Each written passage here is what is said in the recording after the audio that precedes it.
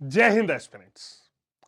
काफी समय से एक चीज देखी जाती थी कि विद्यार्थी स्टूडेंट्स बहुत मेहनत करते थे अपनी मन की नौकरियों को पाने के लिए।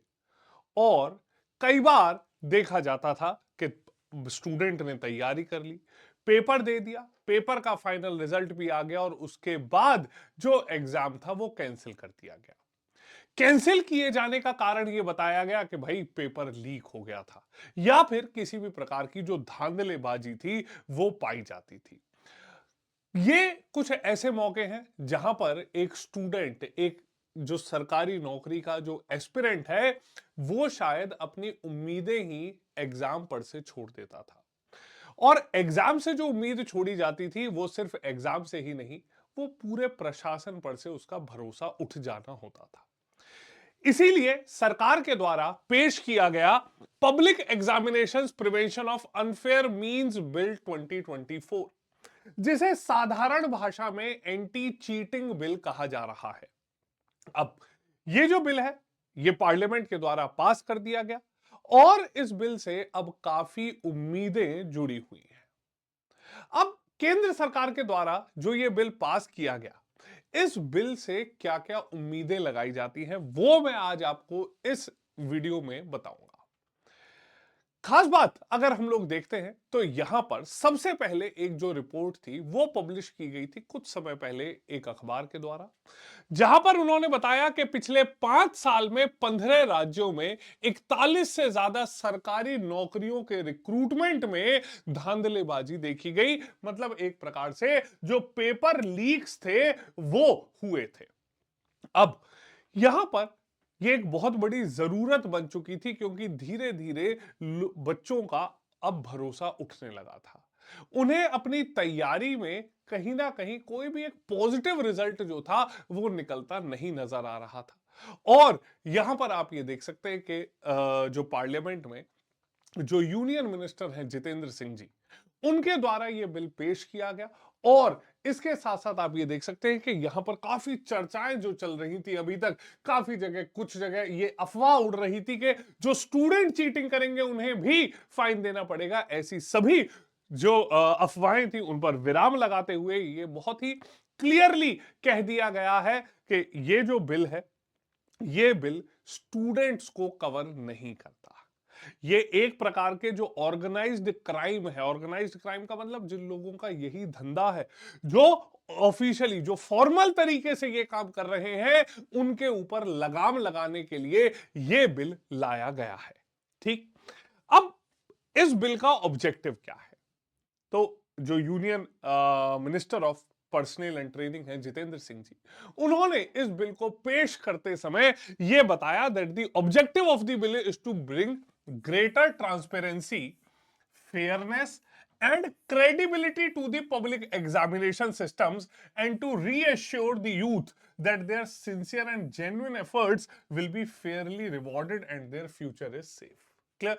तो एक प्रकार से एक स्टूडेंट, एक विद्यार्थी की जो मेहनत है वो मेहनत बेकार नहीं जाएगी, उसकी जो उम्मीदें हैं वो बेकार नहीं जाएंगी। इसके लिए ये बिल लाया गया है, उसकी मेहनत को यहां पर रिकॉग्नाइज किया जाएगा। तो आप ये देख सकते हैं कि कैंडिडेट की तैयारी को एक बहुत ही कंपोजिट वातावरण देने के लिए ये बिल लाया गया है।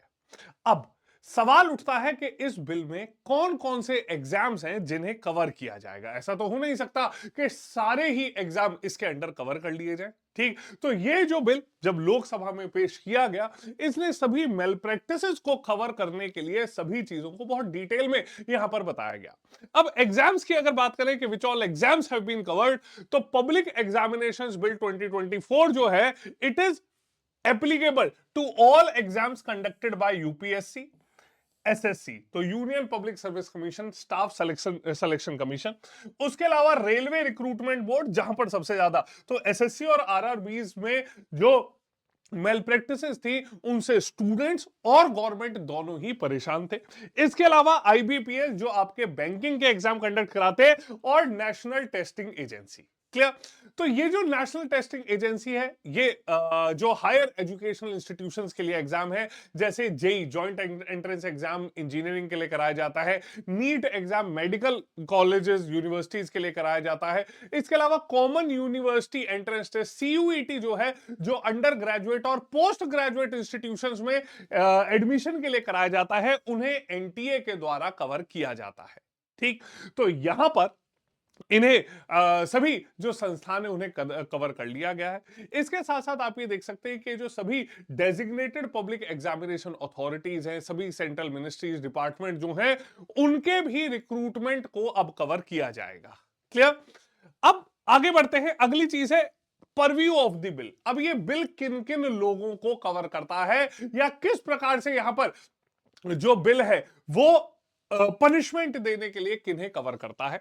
सो ये जो बिल के प्रोविजन है, the bill provides punishment for persons, organised groups or institutions indulging in unfair means, monetary or wrongful gains. Okay, यहां पर ध्यान दीजिए, बोला गया है बहुत clearly, candidates appearing for the examination have been left out of its purview. तो किसी भी प्रकार से जो बच्चा, चाहे बच्चे ने को किसी भी प्रकार से यहां पर लुभाया गया हो, ठीक है, और उसे यहां पर जो कैंडिडेट अपीयर हो रहा है उसे अपने साथ मिला लिया गया हो, ठीक है, किसी दूसरे व्यक्ति, किसी ग्रुप या किसी ऐसे ऑर्गेनाइज्ड और ग्रुप के द्वारा जो ये काम करते हो, तो किसी प्रकार से जो कैंडिडेट है उसे यहां पर पनिशमेंट के परव्यू से बाहर रखा गया है। तो यहां पर जो कैंडिडेट है उसके ऊपर कार्रवाई नहीं की जाएगी।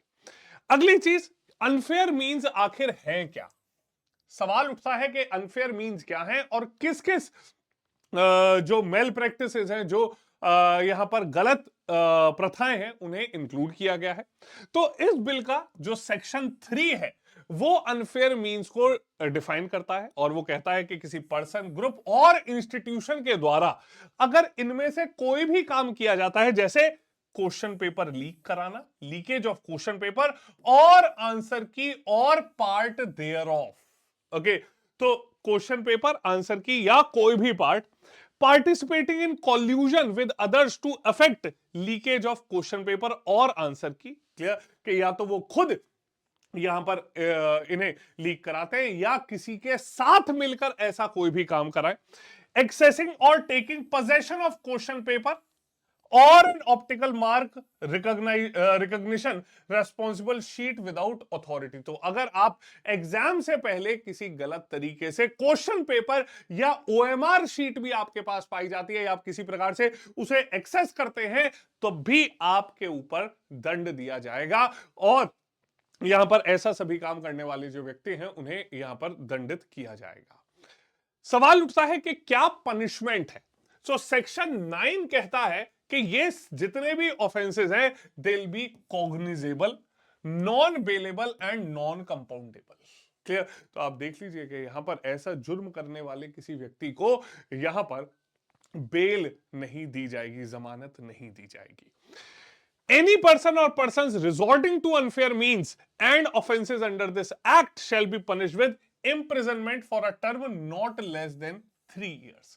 कम से कम 3 साल की सजा जो है वो दी जाएगी, जो ज्यादा से ज्यादा बढ़कर 5 साल भी हो सकती है, और 10 लाख का फाइन भी लगाया जा सकता है।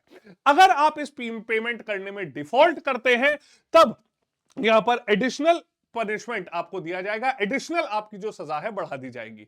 अब यहां तो पनिशमेंट 10 लाख लिखा हुआ है, पर जो अखबारों में, समाचारों में या जो सोशल मीडिया पर अफवाहें हैं कि 1 करोड़ का पनिशमेंट है, वो आखिर किन के लिए रखा गया है। तो अगर हम देखें, हार्शर पनिशमेंट्स भी यहां पर प्रोवाइड कराए गए हैं, ठीक है। तो बिल कहता है कि और भी हार्शर पनिशमेंट्स दिए जाएंगे अगर कोई ऑर्गेनाइज्ड पेपर लीक से, मतलब लोगों का यही काम है, कुछ ऐसे संगठन है, कुछ ऐसे ग्रुप है, कुछ ऐसे इंस्टीट्यूशन है जिनका काम सिर्फ पेपर लीक कराना है, उन सभी के लिए यहां पर और भी कठिन पनिशमेंट दिए गए हैं। तो आप देख सकते हैं, unlawful activity committed by a person और a group of a person indulging in unfair means in collusion and conspiracy to pursue or promote a shared interest for wrongful gain in respect of a public examination. सरकारी नौकरी में किसी भी प्रकार से अगर आप ऐसी अवांछनीय गतिविधियों का हिस्सा बनते हैं या आप एक ऑर्गेनाइज तरीके से जानते हुए ऐसे काम कर रहे हैं, तो आपको और हार्श कठिन पनिशमेंट दिए जाएंगे। ठीक, अब ये जो हार्शर पनिशमेंट है, यहां पर 1 करोड़ के पनिशमेंट का प्रावधान भी रखा गया है। तो वो 1 करोड़ क्या है? ठीक है, इफ अ पर्सन और a group of person including an examination authority और सर्विस प्रोवाइडर और any other institution commits an organized crime. ठीक है, अगर यहां पर कोई एक संगठन है जो संगठित तरीके से ऐसे कार्य करता है, उन्हें पनिशमेंट दिया जाएगा कम से कम 5 साल का। ठीक है, जो आगे 10 साल के लिए भी बढ़ाया जा सकता है और उनके ऊपर 1 करोड़ का फाइन लगाया जाएगा। ठीक, in case of default of payment of any additional punishment of imprisonment shall be imposed under section 11। Clear?